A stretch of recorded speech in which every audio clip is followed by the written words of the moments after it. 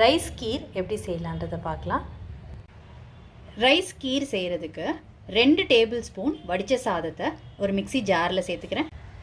இந்த ரைஸோட ஒரு 4 கேஷ்யூவை ஜாரில் சேர்த்துக்கிறேங்க. இதில் கொஞ்சமாக தண்ணி விட்டு கொரப்பாக அரைச்சி எடுத்துக்கலாங்க. இந்த மாதிரி செய்யும்போது கீர் கொஞ்சம் க்ரீமியாக இருக்குங்க. அதுக்காக தான் இந்த மாதிரி அரைச்சி எடுத்து வச்சுக்கோங்க. இது ஒரு பக்கம் இருக்கட்டும். இப்போ ஒரு அடிகனமான பாத்திரம் ஸ்டவ்வில் வச்சுருக்குறேங்க. இதில் 1/2 லிட்டரு திக்கான பால் சேர்த்துக்கிறேன்.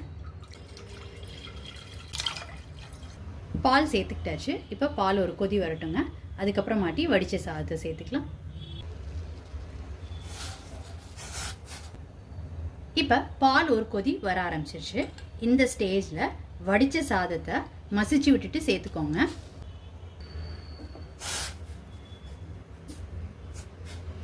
கையாலையோ மத்தாலையோ சாதத்தை மசிச்சு விட்டுட்டு சேர்த்துக்கோங்க. அடுப்பை குறைச்சி வச்சு கொதிக்க விடுங்க. இல்லாட்டினா பால் பொங்கி பொங்கி வந்துடும். சாதமும் பாலும் நல்லா ஒன்று சேர்ந்து நல்லா திக்காக வரட்டுங்க. அடுப்பை சிம்மில் வச்சுட்டு கிளறி விட்டுக்கோங்க, அடி பிடிக்காமல் இருக்கிறதுக்கு.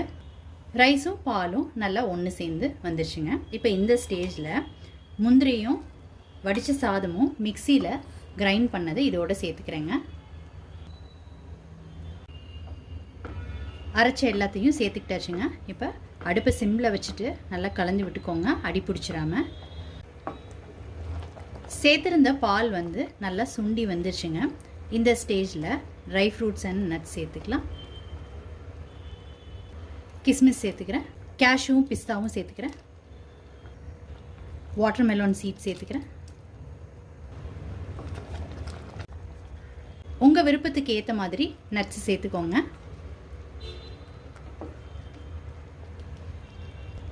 ஏலக்காய் தூள்,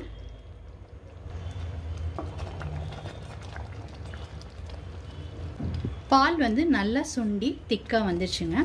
ஃப்ளேமை சுவிட்ச் ஆஃப் பண்ணிவிட்டு அதுக்கப்புறமாட்டி நாட்டு சர்க்கரை சேர்த்துக்கிறேங்க. நீங்கள் உங்கள் ஸ்வீட்டுக்கு ஏற்ப கூட குறைச்சி பார்த்து சேர்த்துக்கோங்க. இப்போ இதை நல்லா கலந்து விட்டுக்கலாம்.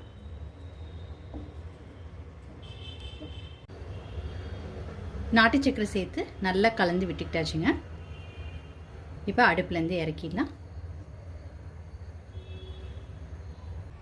ரொம்ப சூப்பராக ஒரு அருமையான கீர் ரெடி பண்ணியாச்சுங்க லெஃப்ட் ஓவர் ரைஸ் வச்சு.